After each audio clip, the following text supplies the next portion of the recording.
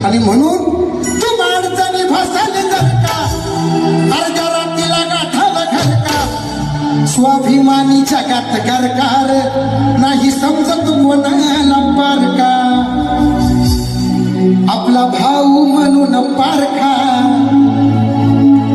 माझ्या माय म्हणून सांग नाही आपला भाऊ म्हणून पारखा